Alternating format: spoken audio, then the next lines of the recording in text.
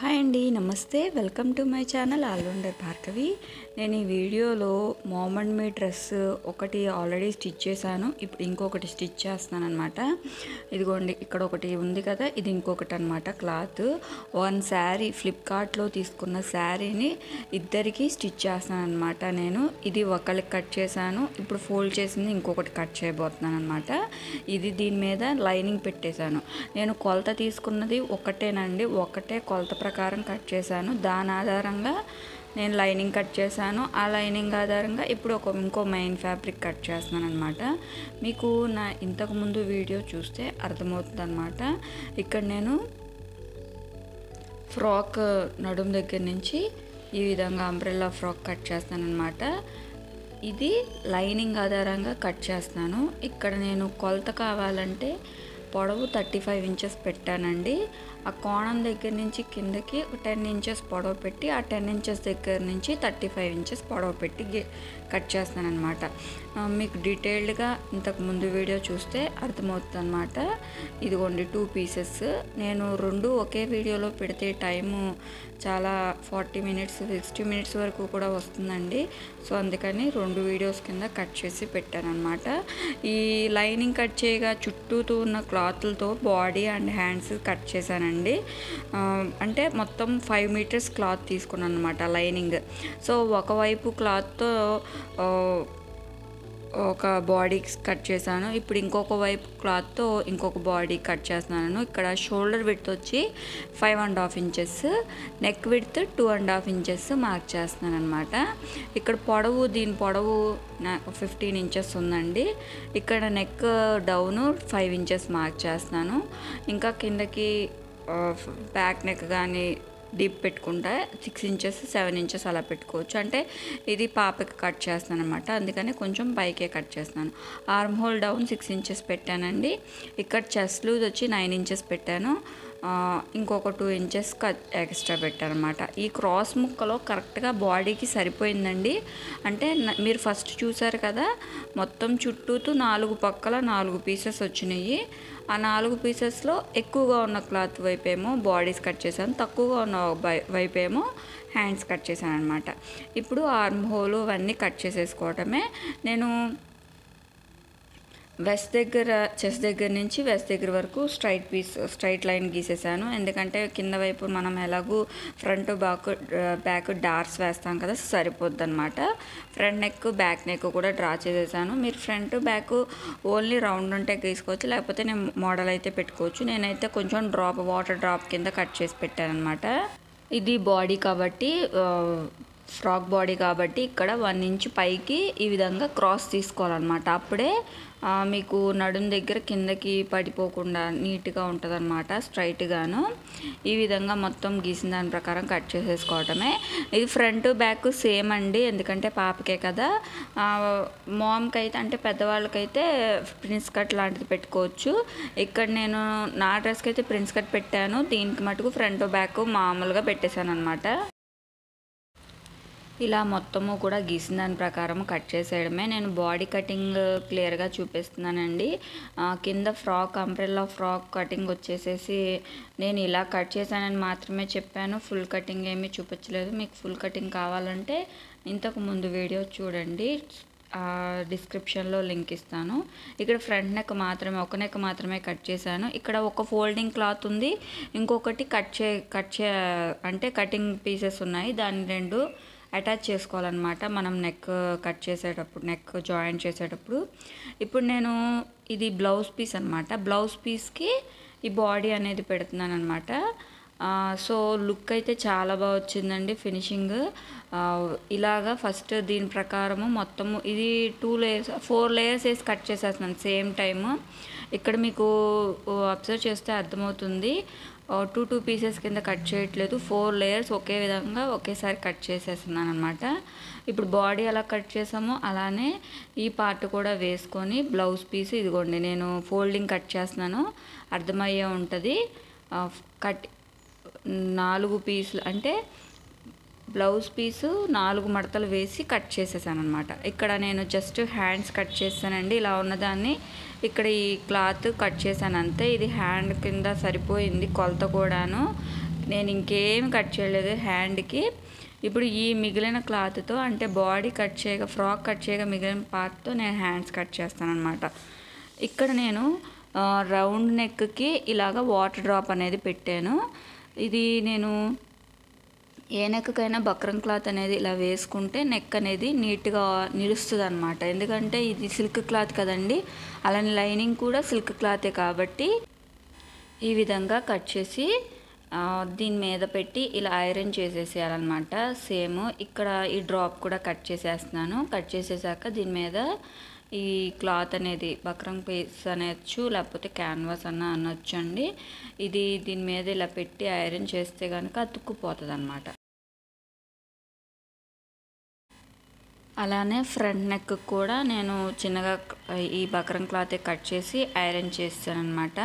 ఇప్పుడు ఇది ఐరన్ చేసేసాక ఏమవుతుందంటే స్టిఫ్గా ఉండి నెక్ అటు ఇటు జరగదు. ఇప్పుడు కట్ చేసేసి దీని మీద మెయిన్ ఫ్యాబ్రిక్ పెట్టి అటాచ్ చేయాలి జాగ్రత్తగా.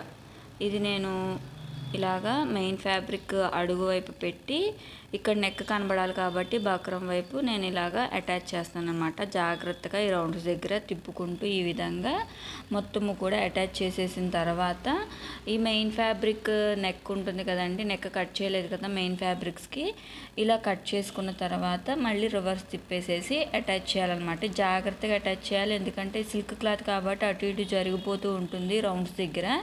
సో ఇలాగా మొత్తం సరి చేసుకుంటూ అటాచ్ చేయాలి. మనం ఈ క్లాత్ కూడా వేయలేదు అనుకోండి, అస్సలు చెప్పిన మాట అనేదే వినదనమాట క్లాత్. ఇలాగా మొత్తము స్టిచ్చింగ్ కంప్లీట్ అయిపోయినాక ఈ విధంగా రౌండ్స్ దగ్గర ఈ చిన్నగా టక్స్ ఇచ్చేసుకోవాలన్నమాట. ఇలా ఇచ్చేసుకున్న తర్వాత దీన్ని రివర్స్ చేసేస్తే ఈ బక్రం క్లాత్ అనేది లోపలికి వెళ్ళిపోతుంది, మెయిన్ ఫ్యాబ్రిక్ అనేది పైకి వచ్చేస్తుంది. ఇదిగోండి ఈ విధంగా అన్నమాట. మొత్తము సూది కానీ టర్నర్ స్కూల్ కానీ సహాయంతో ఇక్కడ ఈ క్లాత్ అనేది లోపలికి ఉంటుంది. ఎందుకంటే మనం వాటర్ డ్రాప్ లాగా బిందె నెక్ లాగా పెట్టాం కాబట్టి ఇది లోపలికి ఉంటుంది. జాగ్రత్తగా దీన్ని లోపల నుంచి ఈ విధంగా బయటికి తీసుకోవాలన్నమాట. చూడండి ఎంత నీట్గా వచ్చిందో, స్టిఫ్గా కూడా ఉంది. ఇక్కడ ఒక బటన్ అన్నా పెట్టుకోవచ్చు, లేదా థ్రెడ్స్ అన్నా స్టిచ్ చేసి పెట్టుకోవచ్చు హ్యాంగింగ్స్ మాదిరి. దీని మీద ఒక స్టిచ్ వేయాలన్నమాట. ఇది ఈ నెక్ కాబట్టి నేను ఇలాగ స్టిచ్ చేశానని మొత్తం చూపించానండి. అదే రౌండ్ నెక్ అనుకోండి, జస్ట్ ఆ బక్రం క్లాత్ మీద ఒక స్టిచ్ వేసేసి రివర్స్ తిప్పేస్తే చాలా ఈజీగా వచ్చేస్తాయి.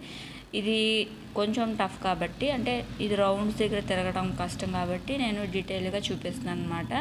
మన ఇష్టం అండి, మన ఇష్టం వచ్చిన నెక్ మోడల్ స్టిచ్ చేసుకోవచ్చు.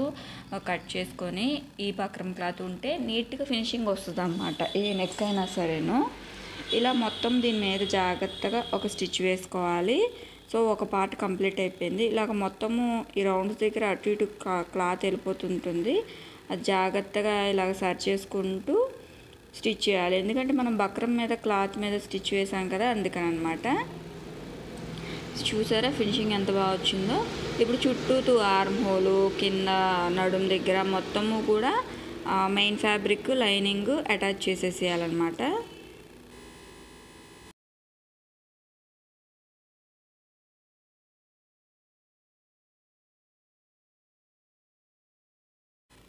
ఇలా మొత్తం అటాచ్ చేసేసిన తర్వాత ఎక్సెస్ పార్ట్ మొత్తము ఇలాగా ట్రిమ్ చేసేసుకోవాలన్నమాట చుట్టూతో కూడాను. అప్పుడే నీట్గా ఉంటుందండి. ఇలాగా ఆర్మ్ హోల్స్ దగ్గర కూడా అటాచ్ చేసేసి ఎక్సెస్ పార్ట్ కట్ చేసేసుకోవాలి. తర్వాత డార్స్ వేసుకోవాలన్నమాట. ఇలానే ఫ్రంట్ నెక్ కూడా స్టిచ్ చేసేసుకోవాలి. ఇది కూడా చుట్టూతో కూడా arm hole main fabric attach చేసేసుకోవాలి. ఎక్సెస్ పార్ట్ కట్ చేసేసుకోవాలన్నమాట. రౌండ్ నెక్కే కదా అని నార్మల్ క్లాత్తో అటాచ్ చేయకూడదండి. దీనికి కూడా బక్రం క్లాత్ వేసి స్టిచ్ చేశాను. ఇప్పుడు ఈ క్లాత్ హ్యాండ్స్ కట్ చేసుకోవాలి.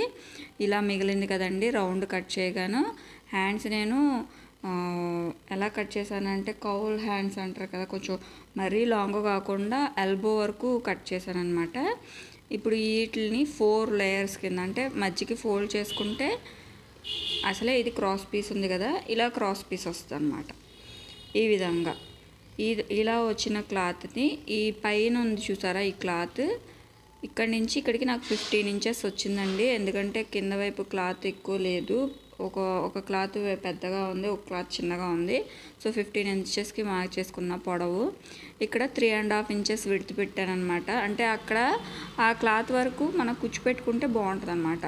3.5 ఇంచెస్ వెడల్పు ఉంటాయి. ఇక్కడ వెడల్పు చూసుకొని ఎక్కడ వరకు వెడల్పు క్లాత్ మనకి ఆర్మ్ రౌండ్ సరిపోతుందో అక్కడ వరకు ఒక మార్క్ చేశానమాట.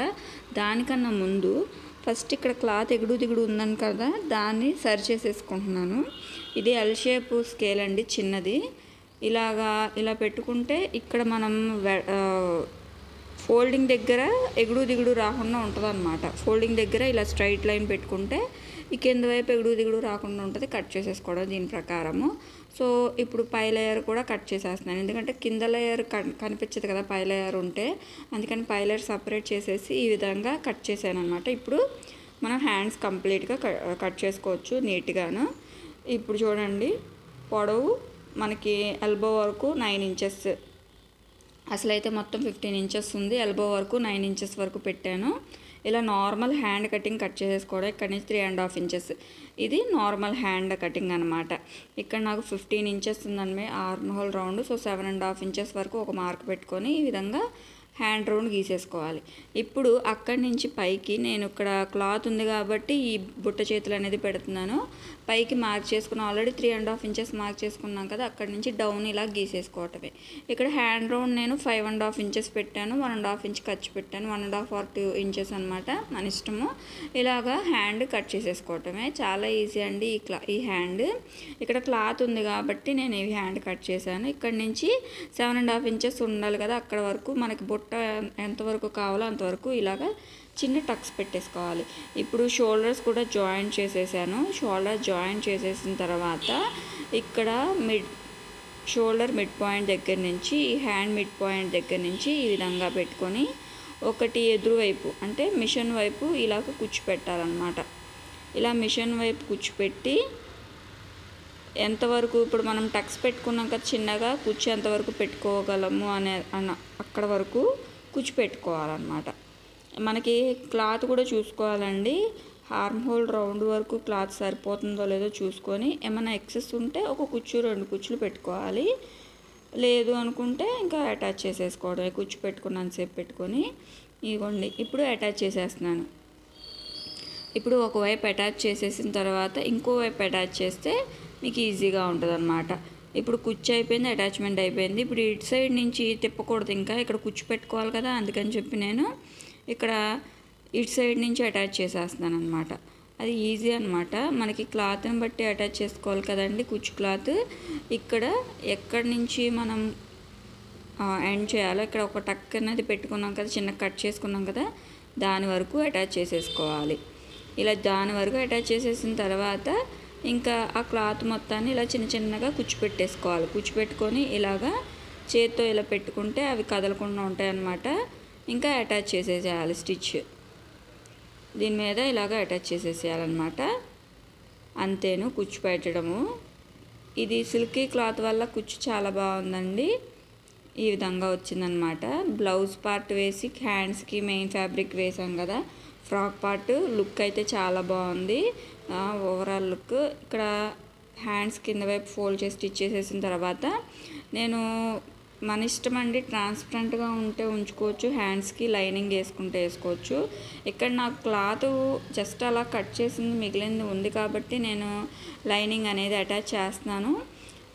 లైనింగ్ అటాచ్ చేస్తేనే అది లుక్ కూడా బాగుంటుందండి, కొంచెం డార్క్గా కనిపిస్తుంది కదా క్లాత్, డల్ అయిపోకుండా.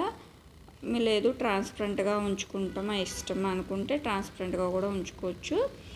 సో దీనికి నేను లైనింగ్ అటాచ్ చేసేస్తున్నాను అనమాట. మెయిన్ ఫ్యాబ్రిక్ కుట్టిన తర్వాత లైనింగ్ అటాచ్ చేస్తున్నాను. సో ఇది నార్మల్ హ్యాండ్ కింద ఉంటుంది, ఇది కుచ్చు హ్యాండ్ కింద కూడా పైకి లేసి ఉంటుంది. సో నో ప్రాబ్లం అండి. ఇప్పుడు జాయిన్ చేసేయడమే బాడీ. ఇప్పుడు బాడీ జాయిన్ చేసేటప్పుడు ఆర్మ్ హోల్ ప్లస్ రావాలి, ఎందుకంటే హ్యాండ్స్ ఒక కలర్ బాడీ ఒక కలర్ కాబట్టి మరీ ఎగుడు దిగుడు రాకూడదు. సో అందుకని చెప్పి ఈ విధంగా ఫస్ట్ అటాచ్ చేస్తే మీకు ఆర్మ్ హోల్స్ దగ్గర నీట్గా వస్తుంది అన్నమాట. సో అందుకని నేను ఇలాగ ఫస్ట్ ఆర్మ్ హోల్లో నుంచి జాయిన్ చేస్తున్నాను. అది కాకుండా మనము మెయిన్ ఫ్యాబ్రిక్ ఒకసారి అలానే లైనింగ్ ఒకసారి అటాచ్ చేశాను కాబట్టి ఈ విధంగా ఫస్ట్ ఈ రెండు కదిలిపోకుండా జాగ్రత్తగా పట్టుకొని ఒక స్టిచ్ వేసేసేయాలి. తర్వాత మన స్టిచ్చింగ్ పాయింట్ దగ్గర నుంచి ఒక స్టిచ్ వేసుకోవచ్చు. ఇక్కడ మళ్ళీ హ్యాండ్ దగ్గర నుంచి కింద బాడీ వరకు ఒక స్టిచ్ వేస్తున్నాను. చేసిన తర్వాత స్టిచ్చింగ్ పాయింట్ అంటే మనం కొలత అనేది పెట్టుకుంటాం కదా, అక్కడికి ఒక స్టిచ్ వేసుకోవాలన్నమాట. ఈ విధంగా అన్నమాట మొత్తము అటాచ్ చేసేసుకోవాలి. వన్ సైడ్ అటాచ్ చేసేసిన తర్వాత కింద ఫ్రాక్ అనేది అటాచ్ చేయాలి. ఇక్కడ నార్మల్ ట్రిమ్ చేసేసుకోవాలండి అక్కడికక్కడ, అప్పుడే నీట్గా ఉంటుంది. ఇదిగోండి ఇలా వచ్చిందనమాట. ఇక్కడ ఆర్మ్ హోల్ చూడండి, కొంచెం అంటే కొంచెం అనేది తేడా వచ్చింది, తర్వాత బాగానే సెట్ అయిపోయింది అన్నమాట. ఇంకో కుట్టేస్తే అంటే 1-2 కుట్లు వేస్తాం కదా, అప్పుడు సెట్ అయిపోతుంది అనమాట. ఎందుకంటే మనం ఫ్రంట్ లోతు కొంచెం లోతు తీసుకుంటాం, మరీ అటు ఇటు ఎగుడు దిగుడు వస్తే కొంచెం కుట్లిప్పి సరి చేసుకొని ఫోల్డ్ చేసి హ్యాండ్ వైపు ఫోల్డ్ చేసుకొని అట్లా చేసుకోవాలి. ఇక్కడ నేను బాడీ అటాచ్ చేసేస్తున్నాను. మనం ఖర్చుకి 2 ఇంచెస్ పెట్టుకుంటాం కాబట్టి నడుము దగ్గర ఇంకో కుట్టు వేసుకోవాలి. మీకు బాడీ ఎక్కువైపోయింది, ఇక్కడ ఫ్రాక్ నడుము తక్కువైపోయింది అని భయపడాల్సిన పని లేదు. మనకి బాడీ ఎప్పుడు అలవాట్లో ఒక 2 ఇంచెస్ ఎక్స్ట్రా పెట్టేస్తాం కాబట్టి ఆ 2 ఇంచెస్ కొలత వేసుకున్న తర్వాత ఒకసారి మళ్ళీ ఇక్కడ మనం బాడీకి ఫ్రాక్కి నడుము దగ్గర ఒక జాయింట్ చేస్తాం కదా, ఆ జాయింట్ ఈ జాయింట్ కరెక్ట్గా వచ్చిందో లేదో చూసి పెట్టుకోవాలన్నమాట. ఇదిగోండి మీకు అర్థమైంది అనుకుంటున్నాను. ఇలా సరి చూసుకున్న తర్వాత అటాచ్ చేసుకుంటేనే మీకు పర్ఫెక్ట్గా వస్తుంది. ఎగుడు దిగుడు ఉంది, కటింగ్ పాడైపోయింది అనుకుంటే ఏం అవ్వదండి, కరెక్ట్గానే వస్తుంది. ఇదిగోండి ఇలాగా అక్కడ ఖర్చు వరకు వదిలేసేసి ఖర్చుకి యువతల నుంచి అటాచ్ చేయాలన్నమాట. అప్పుడు మీకు కరెక్ట్గా సరిపోతుంది. నేను ఈ ఫ్రాక్ని వేసి చూపిద్దాం అనుకుంటే ఇప్పటివరకు నేను యూట్యూబ్లో కనపడలేదు. ఫస్ట్లో ఏదో కనపడ్డాను, తర్వాత వద్దు సోషల్ మీడియాలో కనపడొద్దు అది ఇదని మా ఇంట్లో మా వారు వద్దనేసరికల్లా ఇక నార్మల్ ఫేస్ కెమెరా పెట్టలేదు. ఇప్పుడు ఈ డ్రెస్ వేసుకొని మా పాపకి నాకు ఎలా ఉందో చూపిద్దాము అనుకుంటున్నాను. జస్ట్ షార్ట్స్లోనైనా కనపడటానికి ట్రై చేస్తాను. ఎలా ఉందో లుక్ చూడండి, చూసి కామెంట్ చేయండి. ఇందులో అయితే నార్మల్గా ఫ్రాక్ ఎలా ఉందనేది పెట్టాను. ఇప్పుడు ఇక్కడ మొత్తం నడుము మొత్తము ఒక డబల్ జాయింట్ వేసేసిన తర్వాత ఇక్కడ కూడా నడుము దగ్గర నుంచి జాయింట్ చేసుకోవాలండి. ఇక్కడ 4 లేయర్స్ కదా, 4 లేయర్స్ అటాచ్ చేయాలి. నీట్గా ఇలా ఎక్కడికక్కడ సర్చ్ చేసుకుంటూ అటాచ్ చేయాలి, అప్పుడే మీకు ఫినిషింగ్ బాగుంటుంది. ఇక్కడ నడుము దగ్గర నుంచి ఎందుకు అటాచ్ చేస్తున్నానంటే ఇక్కడ నడుము దగ్గర కూడా మనకి కరెక్ట్గా ప్లస్ పాయింట్ అనేది రావాలి, అందుకని చెప్పి ఫస్ట్ నడుము దగ్గర అటాచ్ చేస్తున్నాను. అటాచ్ చేసిన తర్వాత ఇక్కడ హ్యాండ్ వరకు అటాచ్ చేసేసేయాలన్నమాట. ఇక్కడ కూడా కరెక్ట్గా ప్లస్ పాయింట్ వచ్చిందండి, చూస్తున్నారు కదా.